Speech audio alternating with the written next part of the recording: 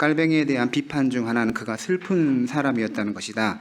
칼뱅 전집이 출판된 후 보슈는 깔뱅의 문체가 슬프다고 하였다. 칼뱅은 차갑고 우울한 작가로 인식되었다. 종교개혁자로서 칼뱅의 인생은 슬픔이 묻어있다. 결혼 후 부인 이델레트가 아들 자크를 낳았지만 얼마 후 자크는 세상을 떠났다. 사랑하는 아내도 아들의 출산 후 병을 앓다 죽었다. 칼뱅은 걸어다니는 종합병원이라고 불린 만큼 여러 질병에 시달렸다. 누구보다도 고통을 겪었던 사람이었다. 칼뱅의 인생이나 그의 작품을 피상적으로 보면 그에게 기쁨이나 행복이 나타나지 않는 것처럼 보인다. 하지만 이는 칼뱅의 작품을 깊게 들여다보지 못한 잘못이다. 칼뱅은 슬픔으로 가득 찬 인물이기보다는 기쁨의 사람이었습니다. 칼뱅의 문체와 내용이 슬픈지 아닌지를 알기 위해서 가장 좋은 방법은 그의 작품으로 직접 들어가 탐색하는 것이다.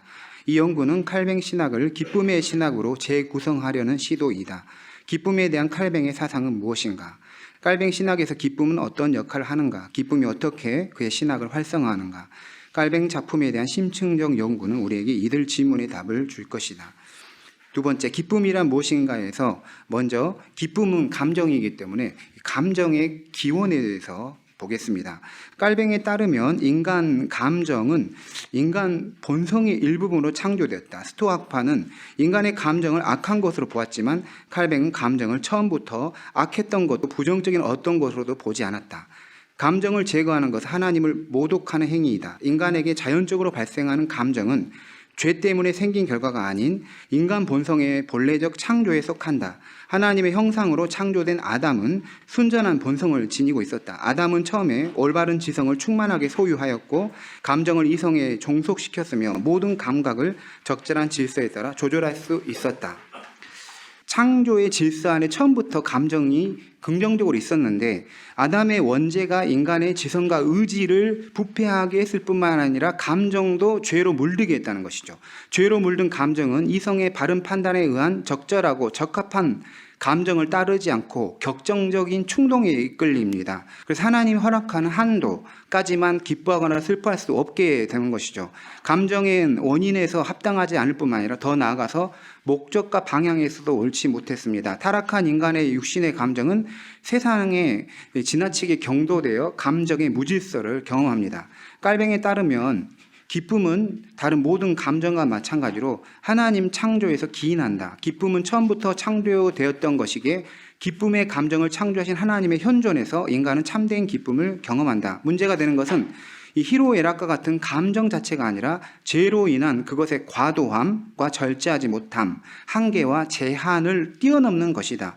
그러므로 칼뱅은 인간에게 감정을 제거하는 모든 시도는 단순히 또 다른 형태의 자기 자부심이며 자신의 필요성을 부정하고 자기 의에 참여하려는 인간의 시도와 같다. 감정을 근절하는 행위는 피조물인 인간이기보다는 필요성을 부정하고 독립적 존재로 설 수 있는 철인이 되기를 원한 것과 같다. 감정을 근절하는 행위는 피조물이 가진 우연성을 부정하고 스스로 신에게로 올라가려는 시도와 같다. 그래서 감정을 가지고 있고 감정을 제거하는 것들에 대해서 비판적으로 봤다는 것이죠. 두 번째, 세상의 기쁨과 하나님의 기쁨이 있는데요. 결국은 여기서 말하고자 하는 것은 뭐냐면 이 세상 기쁨은 하나님과 분리된 상태에서 기쁨을 추구한다는 것이죠. 그러므로 인해서 하나님과 분리된 상태에서 세상의 기쁨을 찾는다는 것은 죄와 물질 자체에 대해서 애착하게 되고 그러므로 해서 이 물질 자체에 대한 허영심과 헛된 것에 빠져들게 되고 이러한 그 세상의 기쁨은 현세적이고 영원하지 않고 지속되지 않는 것이다. 그런 것에서 기쁨을 찾는 것이다 라고 칼뱅은 말한 반면에 하나님으로부터 오는 기쁨은 재화를 주신 창조하신 하나님의 은혜를 선물로 인식하게 합니다. 그리고 또 재화에 사로잡히지 않게 하고 그리고 거기에서 절제하게 하는 것이죠. 그리고 이 하나님 주신 기쁨은 일시적인 이 세상에서만이 아니라 지속적이고 빼앗기지 않는 기쁨이고 이 세상의 기쁨, 외적인 기쁨이라면 하나님 주시는 기쁨은 내면적인 기쁨이다라고 할 수가 있습니다. 칼뱅에게서 이 기쁨이라는 것은 기쁨을 경험하는 당사자보다는 기쁨을 주시는 하나님에게 많이 초점이 맞춰져 있습니다. 그래서 성부 하나님과 기쁨부터 보겠습니다. 칼뱅에게 기쁨은 모든 존재의 기원과 근원인 아버지 하나님 안에 있다. 하나님은 우리의 아버지이며 아버지는 모든 감정의 궁극적 상태인 지복을 창조하신 분이다. 하나님은 모든 것의 원천이기에 기쁨 또한 하나님에게서 비롯되어 발생된다. 하나님이 그의 마음을 감정을 성도에게 쏟아부으신다. 하나님이 부으시는 기쁨은 사람이 상상하고 느낄 수 있는 모든 기쁨을 능가한다. 칼뱅은 참되고 온전한 기쁨은 하나님을 창조주 하나님으로만 인식하는 게 기쁨이 아니라 구원하시는 하나님으로서 인식하는 게 기쁨이다라는 것이죠. 죄인인 인간이 아버지 하나님과 화목하게 될 때 그의 마음은 참된 기쁨으로 즐거워하게 된다. 이러한 구원하는 아버지 하나님 인식과 그 경험에서 오는 기쁨은 칼뱅이 강조하는 선택 교리와 결합이 됩니다. 그래서 칼뱅이 예정과 선택을 강조하는데 이 기쁨의 문제도 하나님의 그 자비로운 선택을 인식할 때 거기에서 참된 기쁨이 온다라고 했던 것입니다. 더 나아가 선택하시는 하나님을 구원하시는 하나님으로 인식하며 만나는 것은 칼뱅에게 하나님의 그 부성적 현존과 돌보심으로 들어가는 것을 말한다. 그러므로 기쁨은 성부 하나님의 부성적 사랑을 체험하는 데 있다. 하나님의 부성적 돌보심의 손길이 성도에게 기쁨을 선사한다. 그리고 이제 성자 그리스도와 기쁨입니다. 기쁨은 그리스도가 우리에게 가져다 주신 구원에서 비롯된다. 아버지 하나님 주시는 기쁨은 그리스도의 구속 사역을 통해서 참여한다. 그리스도가 오심은 우리를 행복과 환희로 가득 채우기 위함이다. 그리스도는 그의 본성을 통해 기쁨으로 빛나셨고 그가 오신 이유는 비통한 자에게 기쁨을 선포하기 위해서이다. 그의 선포는 기쁜 소식인 복음이다. 복음은 사람들에게 빛이요 기쁨이다. 그리스도를 따르는 이는 그의 가르침을 기뻐한다. 복음이 기쁨을 주기에 칼뱅에서 들음에서 오는 믿음뿐만 아니라 들음에서 오는 기쁨도 이 말씀을 그리스도의 말씀을 들을 때 기쁨이 온다라는 것이죠. 칼뱅은 그리스도가 인간의 육신만이 아니라 성육신이라는 것은 인간의 육신뿐만 아니라 감정도 입었다는 것이죠. 그래서 그리스도가 인간의 감정을 가지고 오셨지만 이 감정은 하나님에 대한 순종 가운데 조율되고 절제되었으며 죄로부터 자유로웠다. 그리스도가 우리의 감정을 스스로 취하신 것은 그의 능력으로 우리의 감정 속에 있는 모든 죄악들을 굴복시키기 위함이다. 그래서 칼뱅에 의하면 그리스도의 기쁨이 우리의 기쁨이다 라는 것이죠. 이 성령 하나님과 기쁨, 칼뱅에 의하면 그리스도의 구속을 적용하는 성령 하나님이 신자에게 기쁨을 준다. 성령이 우리 마음을 비치심으로써 참되고 확고한 기쁨을 주신다. 성령으로부터 오지 않은 양심의 평안이나 기쁨은 존재하지 않는다. 성령의 은혜만이 지극히 참되고 완전한 기쁨을 준다. 성령이 하는 주요한 사역은 신자에게 믿음을 주는 것인데 이 믿음이 기쁨을 가져온다. 칼뱅에 의하면 기쁨은 믿음의 열매이다. 신자는 자신의 믿음으로 기쁨이란 특별한 복을 받는다. 칼뱅에서 믿음과 기쁨은 분리되지 않으며 이 둘 안에 선순환이 일어난다. 믿음이 기쁨을 만들지만 기쁨이 믿음을 증명한다. 기쁨은 하나님의 선택 표시이며 성도의 믿음의 표시이다. 성령이 주시는 기쁨은 참되고 완전한 기쁨이다. 이 기쁨이 온 세상을 뛰어넘게 하기 때문이다. 성령은 기쁨을 주셔서 주의 말씀에 대한 성도의 그 자발적이고 적극적인 순종을 하게 합니다. 주의 말씀에 대한 순종은 육신의 어떤 강제나 자기 본성의 격려에 의하지 않고 성령의 역사에 의존합니다. 성령이 주시는 기쁨은 연약한 성도에게 힘을 주며 성도가 겪는 모든 슬픔을 삼켜버릴 정도로 크다. 성령은 전에 경험하지 못했던 새로운 기쁨을 성도 안에 시작하게 하고 이 기쁨은 계속해서 커져갈 것이고 하늘 영광 곧 천국에서 완전한 기쁨을 누리게 될 것이다. 네 번째 주제로 그리스도인의 삶과 기쁨. 이제 결국은 이 성도의 삶 속에서 우리가 어떻게 기쁨을 이해해야 되느냐라는 그 주제가 중요하기 때문에요. 무엇보다 먼저 이 세상 재화의 문제를 보겠습니다. 지나친 엄격과 방종 사이에서의 중용, 이걸 선택하는 것이 기쁨의 길이라는 것이죠. 배틀제는 칼뱅의 신학 방법론은 양극단에서 중간 노선을 채택하는 것이라고 주장했다. 이 관점은 칼뱅의 초기 사상에 이미 확립되었다. 그의 저서 세네카 간용론 주석에서 덕을 지나침과 모자람 두 극단 사이에 놓인 중용으로 묘사했다. 이것은 그리스도인의 삶에도 그대로 적용된다. 칼뱅은 그리스도인의 삶을 논하면서 세상 재화에 대한 양극단적인 태도인 지나친 엄격과 방종 사이의 중용을 촉구한다. 지나친 엄격함은 삶에 필요한 재화만 사용하며 그의 모든 것은 다 거부하는 것입니다. 그렇기 때문에 이런 것이죠. 어떤 수도사는 소량의 고기를 먹느니 차라리 죽는 게 낫다고 할 정도로 말했습니다. 이런 생각은 이 세상의 것을 향유하는 걸 금하는 것. 이러한 극단적 태도는 양심이 하나님의 말씀에 묶이는 것보다 더 심하게 묶어버리는 역할을 하는 것이죠. 방종은 지나친 남용입니다. 방종은 절제가 자유를 제한하게서 안 되는 입장이다. 오히려 각자의 양심이 적법해 보이는 대로 그걸 사용하도록 허가해야 한다는 것이다. 하지만 칼뱅은 그리스도인의 자유라는 이름 아래 얼마든지 방종으로 치달을 수 있는 존재임을 지적했습니다. 칼뱅은 먹고 마시는 것의 중요성을 부정하지 않았지만 그것으로 삶이 제한받으면 탐욕의 형태를 띌 수 있음을 경고했다. 세상에서 살아가며 행하는 모든 일은 이 세상 넘어 영원한 삶과 관련되는 것이 바람직하다.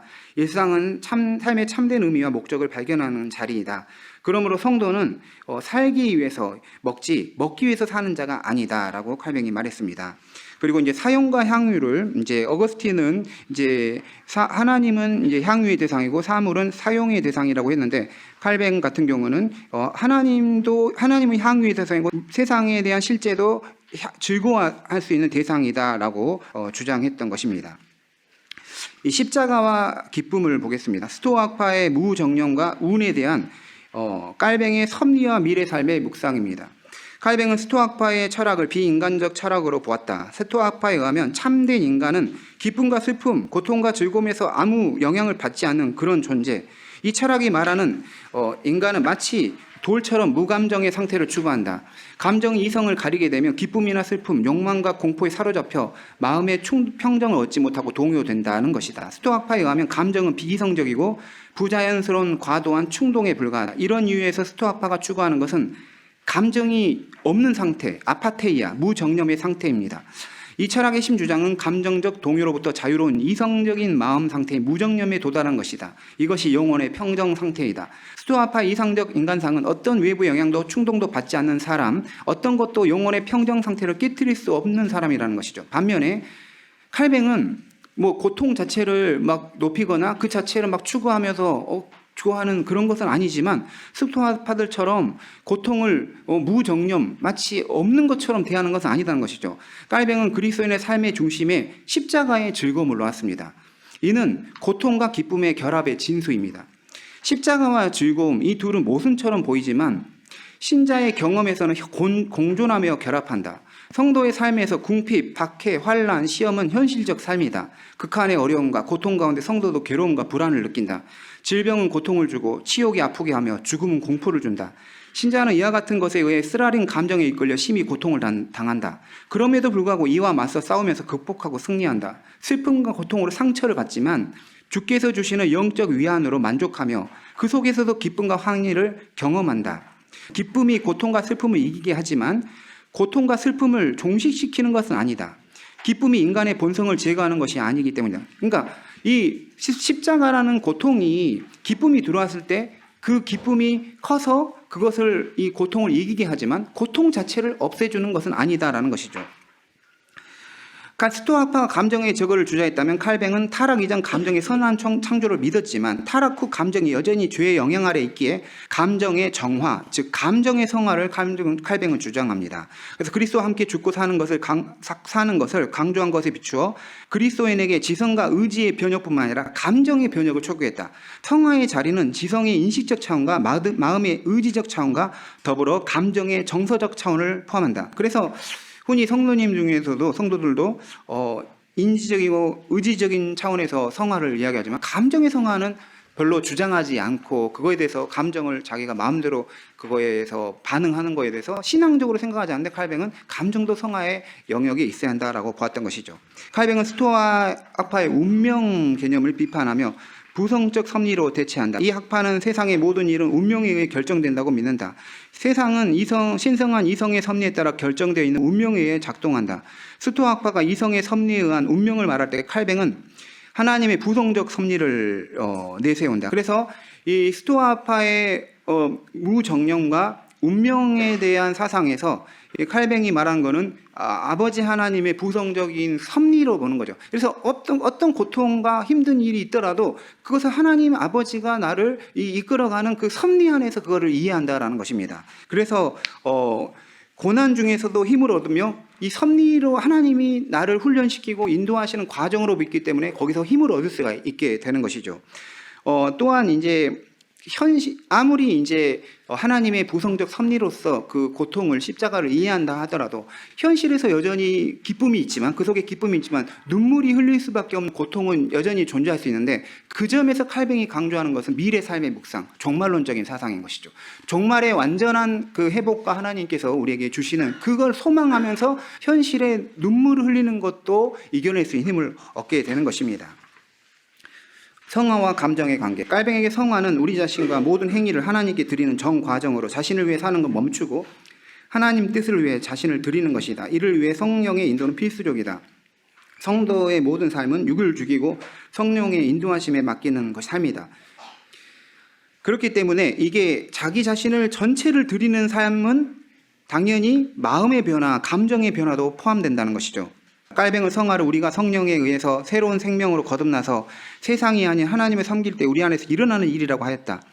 그리고 이것을 마음의 변화, 내적인 감정의 변화와 직접적으로 연결한다. 성화란 하나님의 뜻에 부합하는 외적 행위보다 더 근원적인 마음의 내적 감정의 변화이다. 복음이 들어가는 곳은 인간 영혼의 가장 깊은 곳이기 때문이다. 깔뱅이에 의하면 성령은 성화의 사역 안에서 온갖 오염된 의지와 감정을 제거하고 합당한 감정을 부어주신다라고 했습니다. 칼뱅은 성령이 하시는 성화의 사역이 인간의 지성, 의지뿐만 아니라 감정을 포함한다고 주장한다. 지성이 전적으로 하나님에게 이끌려 하듯이 감정도 전적으로 하나님에게 끌려가야 한다. 오직 성령의 능력이 우리 마음을 꿰뚫어 들어오고 우리의 감정을 전적으로 감동시킨다. 칼뱅은 사랑하는 사람의 죽음에 대한 슬픔의 문제를 이 관점에서 다룬다. 사랑하는 사람의 죽음에 대해 불신자와 신자는 차이가 존재한다. 불신자는 사랑하는 사람의 죽음에 대해 과도하게 슬퍼한다는 거죠. 그 이유는 불신자에게 죽음은 파멸 외에 어떤 것도 보지 못하기 때문이다. 하지만 신자는 주 안에서 죽은 자의 부활을 믿는 자에게 소망 없이 슬퍼하지 않는다. 하지만 그렇다고 해서 사랑하는 사람의 죽음 앞에서 그가 부활할 것이기에 슬퍼할 필요도 없다는 것은 기독교인을 목석처럼 여기며 감정 자체를 제거하는 것과 같다. 경건한 자들의 슬픔도 위로를 받아야 한다. 단지 아무 소망 없는 자와 같이 과도한 슬픔에 빠지는 것과는 결코 같지 않다는 것이다. 기도를 통한 감정의 변화와 통제. 그러니까 기도가 굉장히 중요한 역할을 하게 되는 것입니다. 먼저는 이 기도에서 육적 감정의 굴욕을 맛보게 됩니다. 성도는 기도를 통해서 자신의 모든 감정 하나님께 가져가며 자신 안에 있는 시기와 질투와 증오와 과도한 슬픔, 지나갔던 것들 불뜨는 즐거움, 불안 등 신자가 품을 수 있는 일체 부적합한 감정이 있다는 사실을 기도하는 가운데 지각하게 됩니다. 더 나아가 성도는 기도에서 이러한 육적인 감정에 대한 수치심을 느끼는 것이죠. 성령은 성도의 죄된 감정과 하나님의 거룩함 사이를 대비시킨다. 그로 인해서 기도는 신자가 자신 안에 육적인 감정을 죽이고 그의 삶에서 진정으로 원해하는 것과 진정으로 가치 있는 것을 직시하며 찾게 한다. 다음으로 기도는 육적 감정에서 거룩한 감정으로 변화를 일으킨다. 기도는 신자 자신의 욕망을 하나님의 것으로 일치시키는 데 도움을 준다. 자신의 감정의 굴욕으로 시작해서 하나님의 감정으로 일치는 감정 변화를 위한 본질적 단계이다. 깔뱅은 기도 중에 성령의 도움으로 신앙인의 정서가 변화될 수 있음을 주장한다. 그래서 하나님이 기도의 교사로서 성령을 우리에게 부으셔서 우리에게 무엇이 옳은지를 말씀해 주시고 우리의 감정을 제어해 주셔야 한다. 요약하면 칼뱅에서 기도는 성령의 역사 안에서 하나님의 거룩하심에 비춰본 육적 감정을 밝혀 부끄럽게 하고 성도가 마땅히 가져야 할 감정으로 변화를 받게 하는 것이다. 더 나아가 칼뱅 감정은 하나님과 깊은 만남의 자리이다. 기도에서 감정이 중요함을 역설하는 칼뱅은 감정에서 비롯되지 않는 기도는 하나님 앞에서 아무것도 아니며 아무런 유익을 가져다 주지 못한다고 보았다. 신자는 기도 가운데 그의 감정에서 하나님을 만나는 것이다. 칼뱅은 우울하고 슬픈 사람이었던가? 그런 성향이 그의 작품에 반영되어 나타나고 있는가? 이 연구는 전혀 그렇지 않다는 사실을 보여준다. 오히려 앞서 인용한 많은 칼뱅 텍스트는 종교개혁자의 전체 작품에서 기쁨이라는 개념이 계속해서 존재하고 있다는 사실을 증거한다. 우리를 놀라게 하는 것은 그가 신학의 어떤 부분을 다루던 아무리 삶의 비극적인 환난, 고난, 역경, 실험 문제를 언급하던 떠나지 않는 개념이 기쁨이었다는 사실이다. 특히 그의 신학 안에서 십자가와 기쁨이 결합하는데 바로 여기에서 기쁨의 신학이 빛난다. 기쁨의 신학자 칼뱅의 기쁨은 어떻게 그의 신학을 재구성하는가? 기쁨은 그의 신학 전체를 관통하는 핵심 주제라고 할 수 있다. 그는 기쁨을 섭리, 칭의, 회개, 애정의 주제와 같은 가치, 기독교 강요의 한 주제로 다루지 않았다. 하지만 이는 역으로 기독교 강요 전체, 더 나아가 성경 주석과 설교까지 기쁨을 논하는 책이라고 할 수 있다. 이 연구는 칼뱅의 신학을, 기쁨의 신학을 다음과 같이 정리한다. 첫째, 감정으로서의 기쁨은 인간 본성에 처음부터 심어진 것이다. 본성에 심어진 기쁨은 죄로 인해 오염된 특징을 가지고 있기에 세상 자체로부터 이 기쁨을 찾아서는 안 된다. 즉 기쁨의 근원적 창시자인 하나님에게서 기쁨을 찾아야 한다. 일시적, 헛된, 경박한, 집착하게 하는 외부에서는 감각에 의해서 경험된 외적 기쁨보다는 하나님의 심령에 내적으로 주시는 기쁨을 구해야 한다. 후자는 참되고 확고하고 마지막까지 지속되는 영원한 기쁨이기 때문이다. 하나님의 기쁨을 추구한다는 것은 세상을 무작정 부정하는 것이 아니라 영원한 기쁨의 차원에서 세상에 먹고 마시는 것, 활동 등에서 경험하는 기쁨이 신적 선물로서 주어짐을 말한다. 둘째, 성도가 참여하고 누리는 기쁨은 삼위일체 하나님의 공통의 주된 사역이다. 기쁨의 본질은 성삼위 하나님 앞에서 또 그의 현존 안에서 누리는 감정이다. 성부 하나님은 모든 죄인 가운데 은혜와 자비로 택자를 예정하셨다. 이 자비로운 선택을 알고 구원으로 인도를 받는 게 피조물로서 가장 큰 기쁨입니다. 성부는 선택하실 뿐만 아니라 부성적 사랑으로 그의 손길을 뻗으시며 성도에게 기쁨을 준다. 성자 그리스도는 성육신하신 그 본성에서 기쁨으로 빛났다. 그가 오신 이유는 세상에 기쁨을 주기 위함이다. 그리스도의 선포는 복음, 기쁜 소식이다. 복음을 들으면서 믿음이 생길 뿐만 아니라 기쁨도 생긴다. 들음에서 오는 기쁨이다. 성령 하나님은 성부의 선택을 현실로 이루며 그리스도 십자가의 구속 역사를 적용하신다. 성령은 성도에게 믿음을 주셔서 기쁨을 가지게 한다. 심령을 기쁘게 하는 것은 믿음이다. 성령은 성도에게 기쁨을 주셔서 의지를 활성화하여 성도로 말씀에 순종하게 한다. 성령은 세상에서 경험할 수 없는 새로운 기쁨을 주며 그것을 계속해서 커지게 하며 그뿐 아니라 천국에서 완전한 기쁨을 누릴 것을 보증한다. 셋째, 그리스도인의 삶은 기쁨을 누리고 표현하는 삶이다. 그리스도인의 삶은 엄격과 방종 사이에 중용을 선택하는 데 있다. 하나님이 주신 자유를 묶으려 해서도 안 되고 그 자유 안에서 방종으로 치달아서는 안 된다. 하나님은 향유의 대상이고 세상도 향유의 대상이다. 하지만 후자에 대한 향유는 그 자체의 목적보다는 그것의 창조주를 인정하며 그것을 주신 부성적 사랑을 깨닫는 데 있다. 문제는 부성적 사랑의 선물인 죄와 자체가 아니라 그것을 남용하고 악용하는 자에게 있다. 그리스도인의 삶에서 기쁨은 십자가를 통과한다. 주님이 주시는 기쁨은 성도가 짊어지는 십자가의 고통과 슬픔을 능가한다. 기쁨은 십자가의 고통과 슬픔을 무감각하게 하고 종식시키지 않는다. 십자가의 고통이 여전히 존재하지만 신자는 한편에서 현재의 삶에서 하나님의 부성적 섭리로 그들을 지키신다는 사실에서 다른 한편에서 다음 삶, 곧 미래 삶에서 하나님이 그들을 지키신다는 사실에서 기쁨을 얻는다. 그리고 이 두 차원, 현재와 미래로부터 오는 기쁨은 십자가의 고통을 압도하며 능가한다.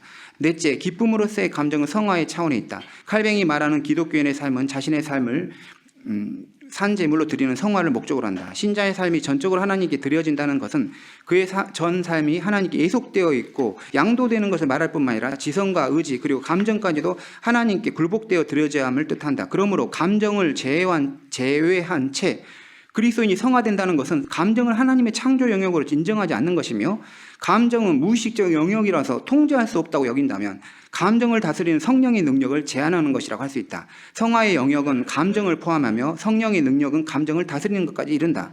기도는 감정을 변화시키는 영적 수단이다. 기도 안에서 성령의 능력이 감정을 절제하고 조절한다. 기도는 한편에서 성도의 육적 감정의 굴욕을 맛보게 하며 다른 한편에서 하나님의 감정과 일치를 이루게 한다. 기도에서 감정은 하나님을 만나는 본질적 자리로서 성도에게 기쁨을 주고 이 기쁨이 성도를 더욱 기도하게 한다. 마지막으로 이 연구를 정리하면서 온 신학의 기쁨의 신학과 연관성을 생각한다.